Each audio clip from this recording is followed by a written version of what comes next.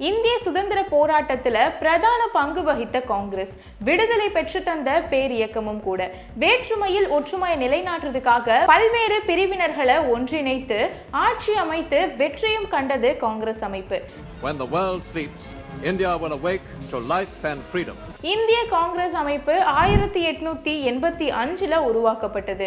இது இந்தியாவின் பழமையான அரசியல் கட்சியா மாறியது. கிட்டத்தட்ட 140 ஆண்டுகளாக ஒரு முக்கிய அரசியல் சக்தியா விளங்கி வருது. கடந்த 15 வருடங்களா காங்கிரஸ் எதனால சரிவை சந்திச்சுட்டு வருது, குறிப்பா தமிழகத்துல இந்த சரிவுக்கான காரணம் என்னன்னு இந்த வீடியோல பார்க்கலாம். வணக்கம், நான் உங்கள் ரேஷ்மா. 1947ஆம் ஆண்டு இந்தியா சுதந்திரம் பெற்றது. இதற்கு காங்கிரஸ் அமைப்பினர் நடத்திய முக்கியமான போராட்டங்கள் தான் காரணம். அது என்னன்னு பார்க்கலாம். அகிம்சை போராட்டம், உப்பு சத்தியாகிரகம், குவிட் இந்தியா மூமெண்ட். அதன் பிறகுதான் இந்தியாவின் முதல் பிரதமராக ஜவஹர்லால் நேரு அவர்கள் ஆகஸ்ட் 15ஆம் தேதி 1947 பதவியேற்றாரு. இவர் தான் இறந்து போகும் வர பதவியில இருந்தாரு. இதன் காரணமா நீண்ட காலமா பிரதமராக இருந்த ஒரே நபர் ஜவஹர்லால் நேரு என்ற பெருமையும் இவருக்கு உண்டு. அதன் பின் இந்தியாவின் சில மாநிலங்களை தவிர பெரும்பாலும் காங்கிரஸ் தலைமையிலான ஆட்சி தான் அமைஞ்சது. 1969ஆம் ஆண்டு காங்கிரஸ் கட்சி பிளவுபட்டது. Congress President Kamaraj approved the decision, knowing that with a much reduced majority, the party will have its work cut out. குறிப்பாக தமிழ்நாடு, கேரளா, கர்நாடகா, உத்தரப்பிரதேஷ் போன்ற மாநிலங்கள்ல காங்கிரஸ் பின்னுக்கு தள்ளப்பட்டு அந்தந்த மாநிலத்திற்கேற்ப ஆட்சி அமைஞ்சது. இங்கதான் காங்கிரஸ் வீழ தொடங்கியது. தமிழ்நாட்டை பொறுத்தவரை 1950களில் ஆரம்ப காலகட்டத்தில் காங்கிரஸ் ஆதிக்கம் செலுத்தியது. தமிழ்நாட்டில் காங்கிரஸ் ஒரு வலுவான கட்சியா இருந்தது. ராஜாஜி, காமராஜர் போன்ற தலைவர்கள் வழி நடத்தினாங்க. கல்வி மேம்பாடு, மதிய உணவு திட்டம் போன்றதற்கு அடித்தளம் மேற்கொள்ளப்பட்டது. பள்ளி கல்வி மேலும் விரிவாக்கம் செய்யப்பட்டது. ஆனா இதே காலகட்டத்துல தான் சாதி அரசியல், பார்ப்பனர்கள் ஆதிக்கம்னு எழத் தொடங்குச்சு. தமிழ்நாட்டின் மூத்த தலைவர் பெரியார் அவர்கள் 1919 இருந்து 1925 வரைக்கும் காங்கிரஸ்ல பணியாற்றி இருந்தார். அவர் சாதி ஒழிப்பு, சமூக நீதி, சமத்துவம் என்ற குறிக்கோளோட மாநாடுகள்ல உரையாற்றி இருக்காரு. கடவுள் இல்லவே இல்லை, கடவுளை கற்பித்தவன் முட்டாள், கடவுளை பாட சொன்னவன் அயோக்கியன். அந்த காலகட்டத்துல தான் மாணவர்களின் உணவு போராட்டம் சேரமாதேவி குருகுலத்துல நடந்துட்டு இருந்துச்சு. பிராமண மாணவர்களுக்கு தனி உணவும் பிற மாணவர்களுக்கு கீழ்த்தர உணவும் வழங்கப்பட்டதை தந்தை பெரியார் அவர்கள் எதிர்த்தாரு. இத மக்களுக்கு வெளிச்சம் போட்டும் காட்டினாரு. இப்படி பிரிவினை பார்க்கிறது சரியில்லைன்னு சொல்லி காங்கிரசின் மேலிடத்துக்கும் இந்த பிரச்சனையை எடுத்துட்டு போயிருக்காரு தந்தை பெரியார் அவர்கள். ஆனா இந்த விஷயத்துக்கு காங்கிரஸ் தலைமை மௌனம் காத்துச்சு. இதனால கோபமடைஞ்ச பெரியார் அவர்கள் காங்கிரஸை விட்டு வெளியேறிட்டாரு. திராவிட அரசியலின் தொடக்கம் 1916ஆம் ஆண்டு நீதி கட்சியின் உருவாக்கத்தோடு தொடங்கி இருந்தாலும் சேரமாதேவி போராட்டம் தான் சுயமரியாதை இயக்கம் வலுப்பெற காரணமா இருந்தது. இதன் பிறகு திராவிட அரசியலின் செல்வாக்கு எழத் தொடங்கியது. திராவிடர் கழகம் தேர்தல் அரசியல்ல ஈடுபடுவதா இல்லைன்னா வெறும் சீர்திருத்த இயக்கமாவே இருக்கிறதா என்ற கருத்து வேறுபாட்டின் காரணமா பேரறிஞர் அண்ணா அவர்களுக்கும் பெரியாருக்கும் ஒரு சின்ன மோதல் ஏற்பட்டிருக்கு. இதுதான் திமுக உருவாவதற்கான முக்கியமான காரணம். திரு அண்ணாதுரை அவர்களால் 1949ஆம் ஆண்டு திமுக உருவாக்கப்பட்டது. அதன் பின்பாக தான் மொழி போராட்டங்கள் எழுச்சியடைய தொடங்குச்சு. காங்கிரஸ் ஆட்சி காலத்துல இந்தி திணிப்பை கட்டாயப்படுத்தும் முயற்சி நடந்தது. அதனை எதிர்த்து 1967 தமிழ்நாட்டுல ஒரு அரசியல் மாற்றம் நடைபெற்றது. தமிழ்நாட்டின் ஆட்சி காலத்துல திமுக பதவியேற்றது. காங்கிரஸ் படு தோல்வி அடைஞ்சது. இதன் பின் 1971 மக்களவை தேர்தல் அறிவிக்கப்பட்டது. மீண்டும் திமுகவும் காங்கிரஸும் இணைஞ்சாங்க. அதன் பிறகு தமிழ்நாட்டுல கிட்டத்தட்ட எல்லா இடங்களிலும் திமுக வென்றது. ஒரு வலுவான கூட்டணியாகவும் மாறியது. அதன் பின் மீண்டும் திமுகவுக்கும் காங்கிரசுக்கும் இடையில் ஒரு பிளவு. தமிழ்நாட்டையே அலறவிட்ட எமர்ஜென்சி பீரியட்ல என்னெல்லாம் நடந்துச்சுன்னு விரிவா பார்க்கலாம்.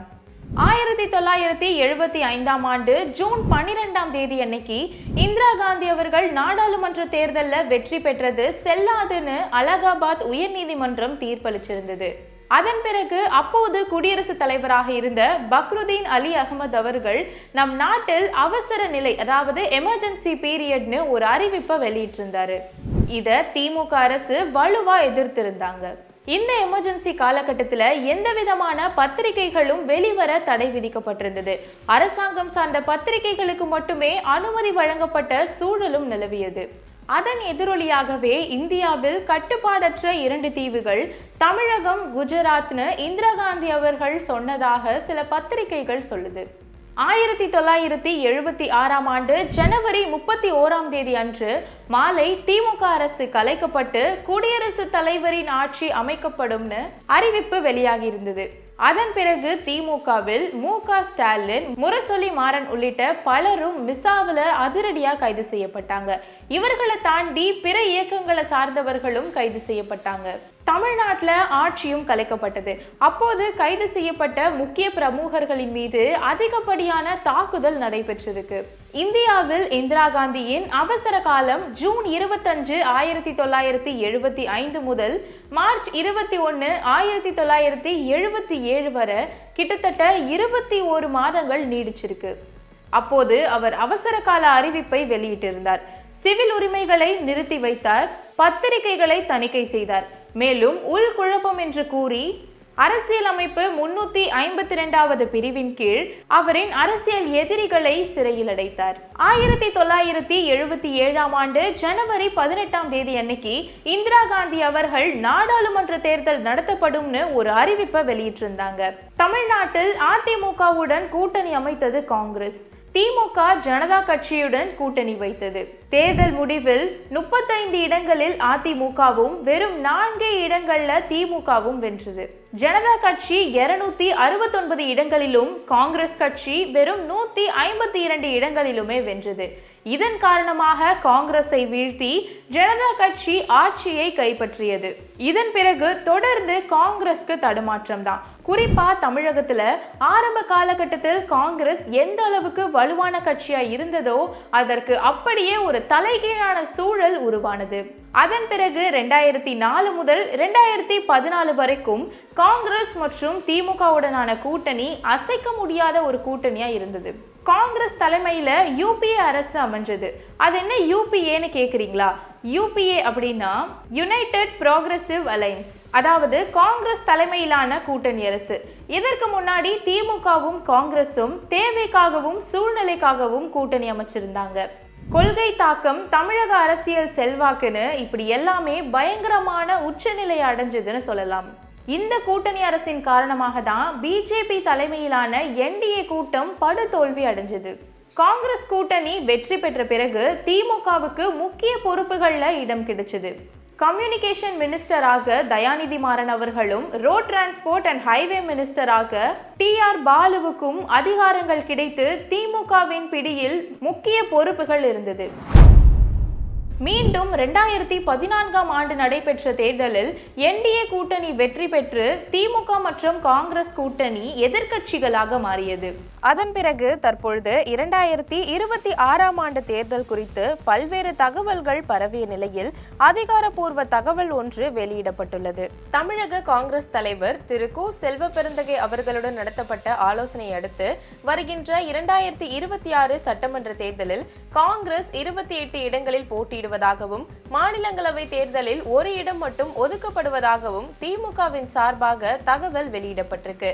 கடந்த 2021ஆம் ஆண்டில் 25 சீட்டுகள் மட்டும் ஒதுக்கப்பட்டிருந்த நிலையில தற்பொழுது 2026இல் 3 சீட்டுகள் அதிகப்படுத்தப்பட்டிருக்கு. சென்ற முறை 25 இடங்கள்ல காங்கிரஸ் 18 இடங்களை வென்றது குறிப்பிடத்தக்கது. இதை தாண்டி புதுச்சேரியை பொறுத்தவரை காங்கிரஸ் 16 இடங்களிலும் மீதமுள்ள 14 தொகுதிகளில் திமுக போட்டியிடுவார்களும், இதற்கிடையில திமுக தனது கூட்டணி கட்சிகளான விடுதலை சிறுத்தைகள் கட்சிகள், விசிக மற்றும் இந்திய கம்யூனிஸ்ட் கட்சி சிபிஐ ஆகியவற்றுக்கு தலா 1 இடத்தை ஒதுக்கும்னு எதிர்பார்க்கப்படுது. கடந்த தேர்தலில் சிறப்பான வெற்றியை பதிவு செய்த காங்கிரஸ் இந்த முறை முறை மேலும் அதிக இடங்களை கைப்பற்றுமா என்ற கேள்வி எழுந்துள்ளது. அதே நேரத்தில் திராவிட முன்னேற்ற கழகம் தலைமையிலான கூட்டணி இந்த சீட் ஷேரிங் மூலம் தேர்தலை வெற்றிகரமா எதிர்கொள்ள தயாராகி இருக்கு. அனல் பறக்கும் இந்த தேர்தலில் காங்கிரஸ் அவங்களோட வாய்ப்பை எப்படி பயன்படுத்த போறாங்கன்னு தேர்தல் முடிஞ்சு பார்ப்போம். இந்த வீடியோ உங்களுக்கு பிடிச்சிருந்தா லைக் பண்ணுங்க, ஷேர் பண்ணுங்க. மேலும் அடுத்து எந்த கட்சியோட ஹிஸ்டரி பத்தி வேண்டும்னு கமெண்ட் பண்ணுங்க. மீண்டும் அடுத்த வீடியோல சந்திப்போம். நன்றி.